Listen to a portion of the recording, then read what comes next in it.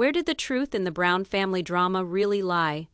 For years, viewers have witnessed the tangled web of plural marriage, the constant power struggles, and the public facade of family unity. Christine Brown, the indefatigable and observant wife, has been characterized throughout as the quiet, rational presence within the family, steering both the emotional and financial minefields set up by Kody Brown, the patriarch who demanded the spotlight and the funds.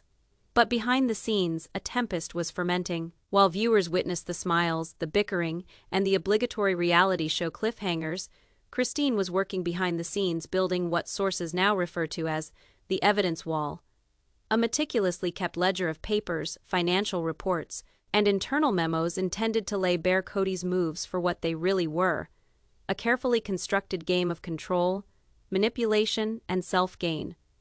The trigger for this bombshell revelation wasn't simply another family feud or a standard legal document. It started with Christine's intuition that something intrinsic to the family's finances had been kept secret.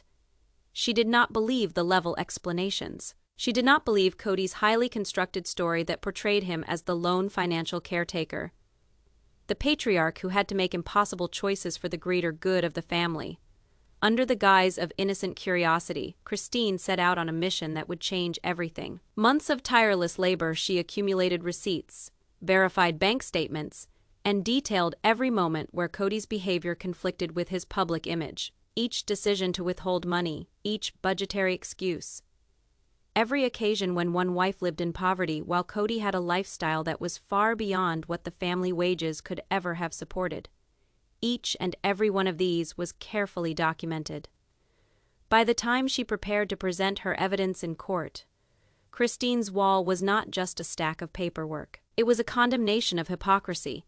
It showed exactly how Kody's defense, crafted for years on charm, manipulation, and half-truths, could be taken apart step by step, and it was intended to do just one thing: remove Kody from having any room to move. As the family court was about to hear her case, insiders reported an almost tangible tension. Kody had always lived off his power to dominate the narrative, both in front of and behind the camera. He had constructed his own defense on public opinion, positioning himself as the keystone of the sister wives' empire, the irreplaceable patriarch upon whom the show, and indeed the family, would fall apart without. Christine's evidence wall, though, threatened to do just the opposite. It sought to show him as anything but irreplaceable. It sought to unveil him as the mastermind of a skillfully crafted financial and emotional maze, one he could no longer shelter behind. The stakes were enormous. It was not merely about establishing financial wrongdoing or uncovering a few concealed accounts. This was on the order of breaking down a decades-long power dynamic, undermining decades of vigorously preserved authority, and at last affording Christine, and through her the rest of the wives, an opportunity for justice and independence. And the world would be watching. The day of the hearing, the courtroom was charged. Journalists, cameras, and a few permitted spectators filled out the benches, but everyone's attention was on the two main players, Christine Brown and Kody Brown. For years, the audience had watched Kody in charge, composed, calm, ever prepared to fire off a wisecrack or an explanation. But today the dynamic was altered. Today Christine was holding all the cards. When the judge brought the session to order, Christine stepped forward quietly, her pile of carefully sorted evidence beside her. Kody, meanwhile, fidgeted uncomfortably in his chair, his tough exterior betraying a hint of nervousness. This was not another television spat or a pretend negotiation. This was a legal examination with penalties, and Christine's evidence wall could destroy his masterfully woven story. The court clerk read out Christine's first document. It was an account ledger of the family finances over the last 10 years. Every entry was carefully recorded spending that had never been mentioned before, some refuting Kody's past claims to his wives and cameras. The judge leaned forward, perusing the ledger with interest. Kody's attorneys, used to brushing claims away or positioning them as misunderstandings, were caught off guard on defense for once. Christine communicated clearly, concisely, and unshakable determination. Every example she gave was cross-referenced, with no space for Kody's typical free-form responsiveness. Receipts for expensive things, bills for private vacations, bank transfers that did not go through the family accounts, all weighted in a row like dominoes poised to tumble. Every discovery eroded the picture of the kindly patriarch he had created for public consumption. Cody tried to interrupt, as he was prone to do, with rationalizations and explanations, but Christine had expected this. To each refutation he provided, she had a counter-proof lined up. Messages in which Cody had told one wife to make up for his expenditures, text messages acknowledging hidden obligations, and testimony from employees and insiders, all delivered with unyielding conviction, left him more and more in the spot. The courtroom murmured with suspense. Legal experts who observed the live feed commented that it was unusual to see a defendant, however high profile, so visibly shaken. Cody's eyes bounced between his attorneys and Christine, looking for a lifeline, but there wasn't any. Christine's preparation had turned the courtroom into a stage on which truth and evidence and strategy blended together to produce an almost cinematic deconstruction of Cody's defenses. By mid-morning, the judge requested a short break. In the hallways outside the courtroom, whispers were exchanged about the accuracy of Christine's tactics. Even people who had watched the family drama for years conceded that they had never seen her so strategic and calculated. Cody, meanwhile, huddled with his lawyers, muttering about how to save what was left of his story. But for each possible defense he might come up with, Christine had already anticipated, preempted, and rebutted it. When the court resumed, everyone could see that Christine wasn't merely producing papers, she was narrating a story, a narrative of manipulation, fiscal control, and long-standing power dynamics. And with each page she set out, Cody's grip on the courtroom, on the family's public image, and on his own story faltered a little further. As the hearing continued, Christine went before the judge with a fresh batch of papers. This time, it wasn't minor errors or lost bills. These were budgetary grenades, the kind that couldn't be walked off or explained away. Christine started with a set of bank records that chronicled big chunks of money going missing from communal family accounts. The transactions were typically vaguely captioned, miscellaneous costs or family cash, but when reconciled with receipts and emails, a clear picture began to transpire. Luxury getaways, exclusive parties, and even expensive purchases that had never been made public all carried Cody's seal of approval. The court buzzed as Christine outlined every transaction: $75,000 for a private retreat, $40,000 in gifts for some family members, and a string of arcane payments to third parties that nobody had ever heard of. The figures were staggering in and of themselves, but the brunt was Christine's capacity for putting them into perspective. She documented how these expenses cut over family consensus, frequently excluding other wives and jeopardizing the economic security of the household. Cody tried to interrupt to provide an explanation, but the judge quickly cautioned him to allow Christine to make her argument. His objections rang hollow. Each time that he attempted to word a transaction in a legitimate manner, Christine had an email or a ledger entry prepared that would contradict him. The trend was unmistakable. The economic choices were not discussed, were not disclosed, and were usually contrary to Cody's public words of fairness and family cohesion. Christine then produced what she referred to as her cornerstone document, a chronology detailing the ways in which Cody had deliberately kept things from the other wives throughout the years. Every entry linked financial choices to occurrences that impacted several family members: overdue bills, sale of property due to necessity, delayed or withheld access to money for individual ventures. The timeline wasn't merely a list, it was a story, a tale of control and secrecy that Cody could no longer deny. The judge leaned forward, reading the papers, obviously impressed with the detail of Christine's preparation. Legal observers would go on to comment that the timeline itself might influence the trial's outcome. It portrayed Christine as meticulous, reliable, and undoubtedly organized, rendering Cody reactive, evasive, and untrustworthy. As Christine finished this part, she stopped, staring at Cody. There was no rage, no histrionics, only a confident, steadfast calm. Cody's face, however, reflected the first genuine signs of tension. His normal air of control and careless deflection was supplanted by noticeable tension. He leaned in to whisper to his lawyers, attempting to reboot. But the die had been cast. Christine had taken control of the courtroom. She wasn't so much offering facts, she was taking apart his story bit by bit. The session recessed momentarily to give both sides a chance to regroup, but the energy was irrevocably Christine's both within and outside the courtroom. Onlookers were aware that the financial testimony she had offered was not only powerful but possibly ruinous. When the court resumed, the atmosphere within the room was tense.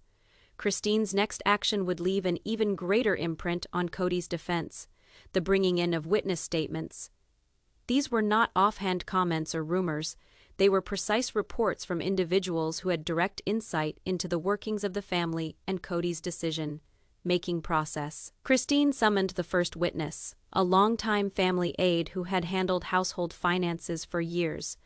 She led the court through a series of encounters in which Cody had made unilateral choices, often overriding input from other wives. The witness testified about instances where Christine, Mary, and Janelle's financial requests were rejected or postponed while they had legal precedent or right. Each of these anecdotes illustrated a trend of selective control and concealment. Next, Christine had testimony from a former family accountant. The witness provided testimony regarding discrepancies in reporting, withdrawals not explained, and improper allocation of funds. Records that were previously believed lost or unclear suddenly were made sense of, precisely matching Christine's financial timeline. The courtroom listened closely, as even Cody's lawyers had to admit the accuracy and believability of the testimony. Christine next approached a more intimate witness, a family member who had witnessed firsthand Cody's actions. They expressed it in simple but devastating terms. Choices that impacted numerous wives economically and emotionally had repeatedly avoided being discussed or agreed upon. They attested to fear and irritation other wives experienced when Cody exercised his will, describing an image of a household governed less by agreement and more by sole authority. With each witness, the judge's face remained intent but interested. Questions were posed, explanations requested, and Christine replied with composed assurance. Cody attempted to protest, to raise opposing arguments, but Christine's preparation did not leave much space for refutation. Every witness testified in support of the story Christine had laboriously constructed, that Cody had acted in a way that was impenetrable, at times deceptive, and always egoistic. At the conclusion of this portion, the mood of the court had changed considerably. What had started as a court battle over money had turned into a riveting tale of domination, concealment, and responsibility. Cody, the undisputed head of the family, and formerly the controlling force in the courtroom, now came across as defensive and reactive. Christine, meanwhile, radiated authority and believability, her wall of evidence mounting with each witness called to testify. The courtroom calmed after the witness testimony, and Christine indicated her next action, presenting digital evidence. In the courts of today, nothing works more effectively than a definitive, trackable online trail, and Christine had painstakingly gathered emails, texts, and expense reports that painted a picture Cody could hardly refute. The initial bombshell was an exchange of emails between Cody and a landlord. Every message tracked choices made without the other wives' input, from significant remodels to big outlays.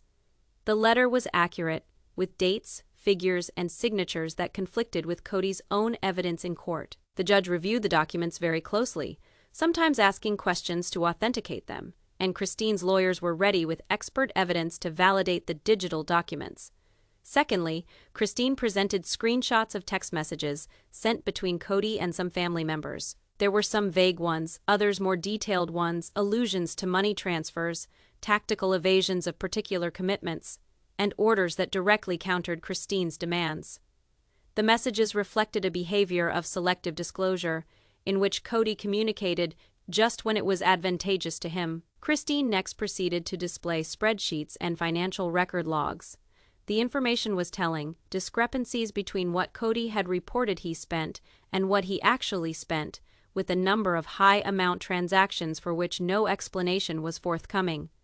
The judge thumbed through the pages, obviously marking the discrepancies. Cody fidgeted, looking over at his lawyers for encouragement. But the evidence was too systematic and irrefutable to question without having a credible countering explanation. Once again, Christine presented a tape of an interview with a trusted insider who corroborated Cody's sole decision-making. The tape recorded Cody planning schemes that did not include consulting the other wives. The courtroom fell silent, the seriousness of the evidence hanging in the air. Even the public gallery members leaned forward, picking up on the tension and importance of the moment. With this arsenal of digital evidence, Christine had bolstered her evidence wall, combining individual testimony with irrefutable records. Each item not only revealed Cody's inconsistencies but also backed up the story Christine had constructed, a tale of intentional mismanagement and secretive decision-making. By the end of this section, Cody's defense seemed increasingly shoddy. His earlier efforts at downplaying or deflecting the accusations now looked insufficient in the face of the plain, systematic evidence presented to the court. Christine's tactic was paying off. She wasn't just disputing Cody's conduct, she was undermining the validity of his whole defense. With the digital evidence exposed, Christine's attorneys indicated that it was time to move on to the next step: direct confrontation. Cody, normally calm behind the public mask, now had the full force of the courtroom and the carefully constructed evidence of his activities brought to bear. The judge brought the session to order and ordered Cody to answer Christine's accusations. Initially, he tried to dodge, with vague replies and half-hearted explanations. These were business decisions in the ordinary course, he asserted, his voice firm but revealing an underlying tension. There was no intent to mislead anybody. Christine, poised in the background, was prepared. Her lawyer asked the court permission to point to the evidence wall. The screen flashed again, showing the emails, the messages, and the spreadsheet financial documents. "Cody," Christine's attorney stated, "these are not isolated incidents. They demonstrate a consistent pattern of decision-making in secret, usually contrary to the wishes of your family. What is going on?" Cody looked at the wall, furrowing his brow as he read through the papers. His confidence wavered ever so slightly. The courtroom murmured as they all picked up on his unease. He attempted to contextualize some emails as being taken out of order or misinterpreted. But Christine's team had seen each of those arguments coming. For every argument, there was an accompanying screenshot, email exchange, or timestamp that refuted it. At one point, Christine herself was asked to comment. She approached and addressed Cody directly, her voice firm but calm. "These are not numbers or messages, Cody. These were choices that impacted actual people, our family. You had a responsibility. And these records indicate that responsibility was not met. The court's environment was charged. The evidence wall towered behind her, in effect, like an unseen witness to each mistake, each dodged question Cody had provided in the past. He shifted in his seat, the burden of the public's judgment bearing down. Then arrived the turning point. Christine brought up one specific transaction, a big money transfer Cody had made without permission. "This wasn't a small error, Cody," she stated. "This was a decision, an intentional choice made with the full awareness of its consequence." For the first time in months, Cody seemed seriously shaken. His habitual comebacks failed, and his lawyers hissed frantically in his ear, attempting to rescue the defense. But Christine's evidence wall had performed as promised. The story was unambiguous, and Cody's explanations now rang false by comparison. The judge leaned forward, obviously absorbed. "Mr. Brown," he said, "these documents paint a very specific picture. You will be allowed to fully respond, but the court will have to carefully weigh this evidence." Her mother-in-law returned to her seat, her stance unbroken. All eyes in the courtroom were now on Cody, feeling the tide turn. What had begun as a theoretical debate about fairness and culpability had escalated to a concrete, irrefutable record of choices and actions. After the judge's blunt words, Cody stood again, trying to regain command of the courtroom narrative. His defense team had obviously drawn up a strategy, but the cumulative evidence had already got him into a corner. "Your Honor," Cody started, his tone a trifle taut. "I know some of these choices might look questionable now, but I acted in what I thought was the best interest of the family. There was never any intent to deceive anyone." Christine's eyes were still locked on him. She did not blink, did not respond. Her calm demeanor was in contrast to the growing tense face contortions of Cody. Her lawyer jumped in at once, pointing to precise examples on the evidence board. "Intent," Christine's attorney argued, "does not matter when the acts themselves do harm. Brown, here are some examples of communications where you willfully disregarded your wife's input, skipped over agreed financial protocols, and acted unilaterally. These are not issues of interpretation. They are recorded fact." Cody shifted in his seat. He parted his lips to speak, then hesitated, eyeing the towering evidence wall. Every document, every highlighted transaction, every timestamp appeared to jeer at his defense. Even the judge's eyes settled on the display, underlining its importance. In one last effort, Cody attempted to bring in alternative explanations. "There were misunderstandings, Your Honor. A few of these emails, out of context, do not tell the complete story. I had no ill intent. I was just taking care of household matters." Christine's team counted on this. They speedily pulled up internal family messages where Cody's motivations were apparent and held them against his courtroom claims. The inconsistencies were irreproachable. Every effort to make a claim of misunderstanding was followed by yet another dated record establishing otherwise. The courtroom became charged. Spectators, lawyers, and even Cody's own advocates saw that the defense was crumbling fast. Every item of evidence that Christine had so carefully assembled became a sledgehammer, battering again and again at the pillars of Cody's account. At last the judge spoke up. "Mr. Brown, the court accepts your explanations, but the evidence submitted, comprehensive, in chronological sequence, and corroborated, cannot be explained away as miscommunication. The burden of proof lies with you, and at this stage, it appears your actions consistently contradict your stated intentions." Cody sank slightly in his chair. The air in the room was heavy with anticipation. Christine's eyes, unwavering and focused, silently communicated that the moment of reckoning was near.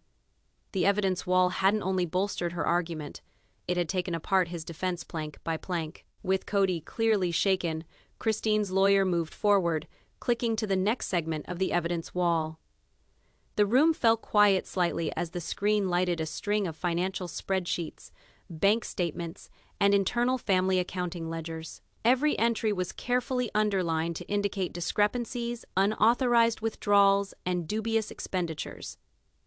"Your Honor," Christine's attorney began, "what we are offering here is not speculation. These are factual records indicating how Mr. Brown single-handedly diverted family finances, manipulated accounts, and misrepresented financial obligations to his wives." The judge leaned forward, reading every document thoroughly. Even Cody's lawyers were unable to stem whispers of dismay. Christine's soft but firm voice pierced the room. "These are not hypothetical numbers. These are choices that had a direct effect on our family, our family's homes, and the lives of our children. Every unauthorized withdrawal, every unapproved transaction is a breach of trust, and in some instances, a breach of law." She swept her hand toward the evidence wall and indicated a string of highlighted transactions. "Here," she declared, "is a $150,000 withdrawal from the joint family account. Done without my knowledge, here is a $75,000 payment to a business venture that had consistently been rejected by family consensus. And here, a pattern of repeated payments for personal extravagances while the families agreed. Upon commitments went unpaid, the courtroom murmured. Some observers whispered among themselves, their faces visibly shocked at the extent of the financial machinations. Cody shifted uncomfortably, trying to formulate a response. But the weight of the evidence silenced him. Christine's lawyer continued, systematically dismantling Cody's prior claims of misunderstandings and unintentional errors. Each document on the wall had a story, a timestamp, a record of Cody's awareness at the time of the transactions. The cumulative impact was irrefutable.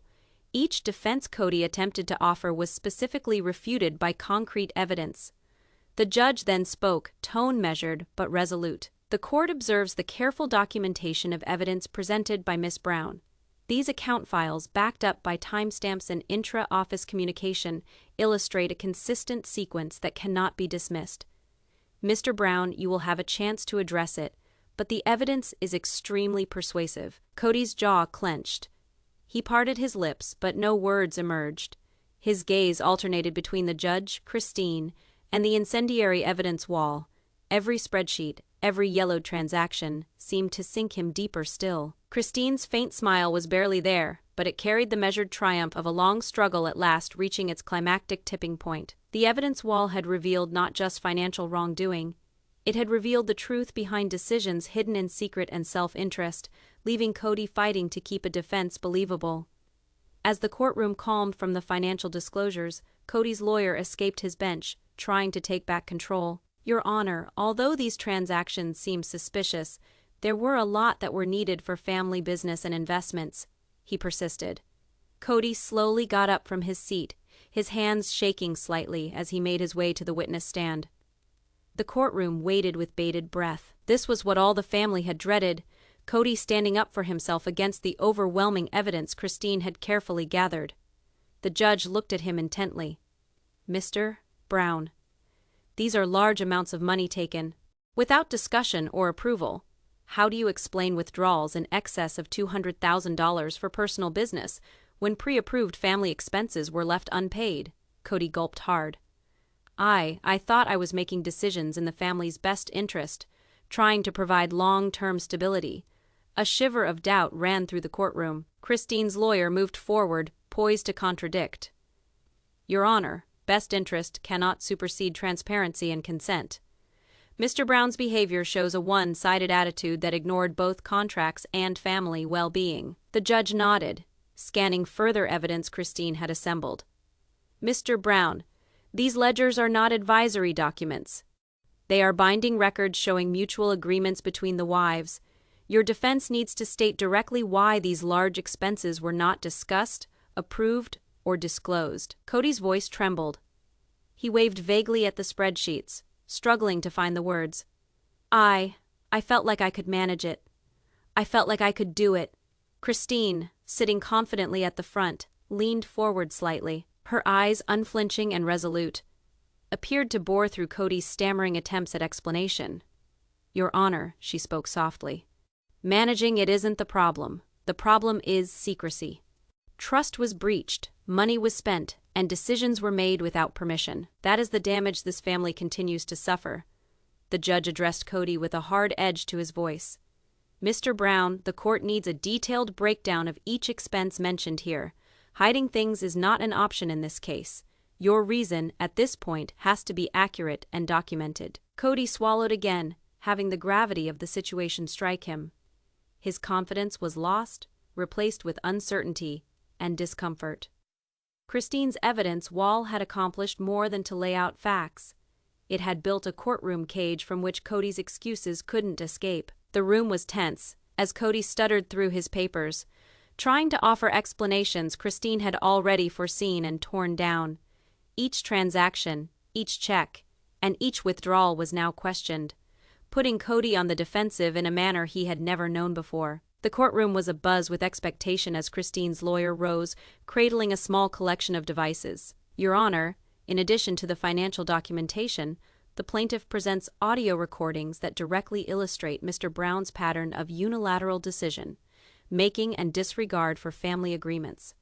The judge nodded, signaling for the recordings to be played. The first clip packed the courtroom, a stressful dialogue between Cody and one of the wives, debating expenses that had been secretly kept under wraps. You can't make that choice by yourself, Cody, a voice he recognized demanded. We had an agreed budget. This was not sanctioned. Cody's own voice rang back in defense, but at the same time tight. I am trying to keep everything running. I thought it would be okay. Christine's eyes locked with the judge's, unyielding. These are only the first of numerous. The tapes expose not only fiscal fraud, but emotional tension placed upon both wives, especially when they ask for openness and communication. A different clip was played, exposing Cody directing employees to keep secrets from some members of their family. The courtroom was stunned, their whispers hushed in dismay at the blunt proof of manipulation and concealment. The judge leaned forward, obviously taking in the impact of the evidence. Mr. Brown, these tapes illustrate a pattern that is contrary to your assertion of conducting business in good faith. Cody squirmed in his seat. I didn't know they would be taken like that, he muttered. Christine's lawyer drove home the point. Your Honor, these tapes are not isolated. They are indicative of repeated conduct over months, evidencing intent and knowledge of actions causing harm to the family unit. Transparency was not sought. It was actively eschewed. Even the courtroom observers were noticeably responding. Many gasped among themselves, acknowledging the extent of the conflict now completely revealed. Cody's expression showed an increasing awareness that the audio recordings had destroyed much of his verbal argument before it ever had a chance to start. The judge pushed back his glasses, studying the devices. The court will take the recordings into consideration as key evidence of Mr. Brown's patterns of decision-making. It seemed that the financial mismanagement went hand in hand with willful hiding from the most impacted. Christine reclined, a small pleased smile, her evidence wall no longer consisting of documents and ledgers, but now including voices, actual evidence of Cody's unilateral and secretive actions. The gravity of this collective evidence was incontrovertible, leaving Cody clearly cornered. The courtroom atmosphere grew more charged as Christine's attorneys turned their attention to the family's holdings. Specifically, the notorious Coyote Pass compound. "Your Honor," Christine's lawyer opened, "the neglect of common properties is indicative of Mr. Brown's history of neglect and one-way control." A thick binder was set on the table, filled with photos, maintenance invoices, and email exchanges displaying serial mishaps. As you can see, even with repeated requests for openness and shared decision, making Mr. Brown made major money decisions unilaterally, putting property value and family trust at risk. At that point, the first witness was called, a veteran property manager who had worked with the Brown family for many years. The witness came into the courtroom visibly tense. "I was told repeatedly to hide repair bills from some of the wives and to sign off on spending without discussing it with everybody," the manager testified. "I complained within the company, but they ignored them." The courtroom whispered, the gravity of professional witness testimony lending credibility to Christine's allegations. A former nanny and home manager was next called to the stand. She described seeing Cody brush aside Christine's input and disregard budgets decided upon by both of them. It wasn't about money. Decisions made without input often caused emotional distress for the entire family. "I saw Christine trying repeatedly to intervene, but her guidance was sidelined," she said. Cody shifted uncomfortably. His face betrayed frustration as the witness painted a clear picture of systematic exclusion. Christine's attorney then introduced a timeline of property mismanagement, highlighting incidents of deferred maintenance, unnecessary expenditures, and unilateral renovations. Every entry was carefully logged, supported by emails, receipts, and witnesses' reports. This timeline, the lawyer emphasized, demonstrates a consistent pattern, key decisions in isolation made by Mr. Brown, ignoring both family arrangements and economic sense. The judge glanced over the exhibits, observing the immense amount of evidence put before them. The court recognizes the meticulous record. Mr. Brown, the handling of common assets seemed less than decent, and the transparency is troubling. Christine's eyes sparkled with determination. Her evidence wall was now strengthened with documents, audio recordings, and live testimonies, each building on the theme of intentional hiding and one-sided decision making by Cody. As Cody looked at his lawyers, he knew the escalating pressure. Each witness, each document, each taped conversation appeared to trap him further, with fewer and fewer choices left for him to explain his behavior believably. The courtroom lights appeared to be more glaring as Christine's lawyer rose, brandishing a series of financial statements and bank records. "Your Honor, we now show proof of secret financial transactions arranged by Mr. Brown and which were intentionally withheld from his wives," the lawyer announced. On a large screen, there was a string of transactions, some described as personal loans, some termed family contributions. "See how these monies were siphoned off without permission or recognition from all family members," the lawyer described.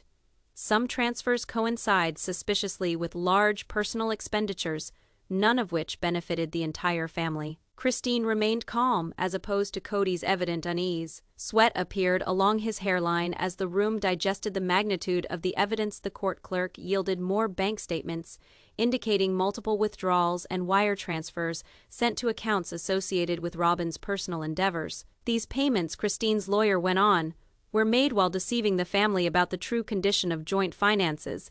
The effect on trust and financial security cannot be overestimated." A forensic accountant testified, verifying the unorthodox nature of these transactions. "It is evident these transfers were unorthodox, and proper documentation or authorization from all involved was lacking. From a financial oversight perspective, These actions are highly questionable and could constitute misappropriation. Cody's legal team attempted to object, claiming some transfers were personal discretion, but the judge's gaze silenced any immediate rebuttal. The court notes the lack of transparency and the potential for misrepresentation, the judge said firmly. Christine then unveiled another critical piece, a ledger correlating hidden transfers with Cody's extravagant lifestyle. From designer cars to high-tech electronics and expensive holidays, the testimony pointed to indulgence on a personal level at the cost of collective financial burdens. The courtroom gallery grumbled, the story of secret riches and one-way spending growing harder to deny. Christine's plan was simple: not only establish mismanagement, but also create a pattern of falsity and self-dealing. Cody slouched back, trying to appear calm. But the evidence wall constructed by Christine's team looked insurmountable.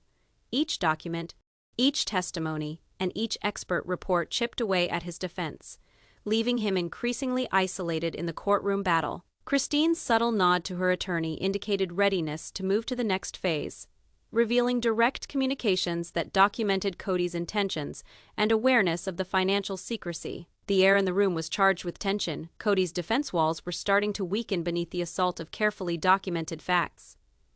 As the courtroom fell silent with tension, Christine's lawyer addressed the judge and waved a tablet in his hand. "Your Honor, we now introduce direct exchanges between Mr. Brown and his partners, which clearly establish knowledge and intent underlying these financial frauds." A projection lit up the screen, text messages, emails, and even voice, recorded notes, all carefully dated. In each message, there was planning, talks of hiding, and efforts at rationalizing illicit spending. The lawyer clicked through the messages. One featured Cody teaching Robyn how to keep things off the books, and another featured his conversation with outside parties regarding diverting funds into personal businesses without others' wives knowing. Christine's composed, unruffled demeanor stood in stark contrast to Cody's growing visibly agitated responses. He shifted uncomfortably in his seat at one point, trying to keep his expression neutral, but the tension was there. "Your Honor," Christine's lawyer reiterated, "these messages are outright proof that Mr. Brown knew precisely what he was doing. These were not errors or omissions. These were deliberate acts meant to deceive his wives and retain authority over the family's finances." A video recording was next shown, featuring Cody talking about the need of some expenses while downplaying their effects on the family. The recording, together with the texts, formed an irrefutable narrative of willful deception. The courtroom crowd responded visibly. Some gasped, others whispered. Even Cody's lawyers could not hide their anxiety. Objections came, but the judge reviewed each deliberately and permitted the evidence, seeing its pivotal position proving intent and knowledge. Christine then approached the witness stand on her own, offering her own description of the influence of these clandestine activities. "I trusted him to be honest, to act in the best interest of the family," she whispered gently, her voice firm. "Instead, I was deceived, and our family paid the price, financially, emotionally, and relationally." The combination of documentation and eyewitness account made an impassioned, unshakable argument. The evidence wall Christine had constructed over several months was finally laid bare, each item building on the next, leaving Cody's defense in tatters and exposed. The judge stopped, gazing around the room. "It seems the evidence confirms a pattern of willful concealment and deception," he stated, the lead-up to the decisive final part of Christine's speech. The courtroom was electric with tension. All the seats were taken, the media teams were leaning forward, and even the jurors looked tense. Christine's evidence wall had been successful. Cody's defense was in shambles, each argument shaken by the careful recording of his actions. The judge pushed his glasses back up his nose and spoke to the room. "Having considered the evidence submitted, the testimonies, and the electronic communication provided by Mrs. Brown, it is apparent that there was an intent to deceive on a regular basis with regard to finances." Cody shifted around uncomfortably in his seat, his expression a mix of amazement and frustration. His lawyers huddled together, attempting to retain some semblance of strategy, but it was no use. The keystone of their defense was shattered. Christine was calm, poised, and dignified. Her gaze locked with Cody's for an instant, a silent statement of the truth she'd worked so hard to make known. "Your Honor," she stated, "this is more than about money. It is about responsibility, integrity, and the bond of trust that holds a family together. My hope is that this sentence reaffirms those values for all of us." The judge nodded seriously. "Mrs. Brown, your testimony has not only brought out misconduct, but has left a clear and detailed account of the financial choices and deceit involved." Thus, he paused, allowing the gravity of the moment to settle in. The courtroom was hushed except for the soft scratch of note-taking and the sound of the air conditioning hum. The court concludes that Mr. Kody Brown intentionally participated in willful concealment and misrepresentation of financial issues that concerned the family. His conduct amounts to a violation of fiduciary duty and intentional deceit. Gasps and whispering came from all around the courtroom. Cody's jaw clenched. His fists tightened involuntarily. For the first time ever, the leverage that had worked in his favor for so long felt turned on its head. Christine's evidence wall had not only revealed the truth, but also inflicted justice in its most straightforward sense. The judge went on, detailing the penalties, payment plans, limits on financial decision-making, and other steps intended to avert future wrongdoing. Each argument further cemented Christine's triumph, making her not only a witness but the builder of the courtroom's irrefutable truth. As the gavel came down, Christine's colleagues and loved ones breathed quietly in relief. Cody sat still, his figure both humbled and vulnerable, while Christine's steadfast resolve flowed through the space. She had accomplished what few believed possible, converted a convoluted, emotionally weighted scenario into an unmistakable testament of responsibility and justice. Outside of the courthouse, journalists gathered, hoping to capture the moment. But Christine marched in quiet dignity, aware that the real win wasn't in the news. It was in the irrefutable evidence she had brought, and the precedent it had established for honesty, transparency, and family honor. The courtroom had been the battlefield, perhaps, but Christine's wall of evidence had been the winning weapon, and it had silenced Cody's defense forever.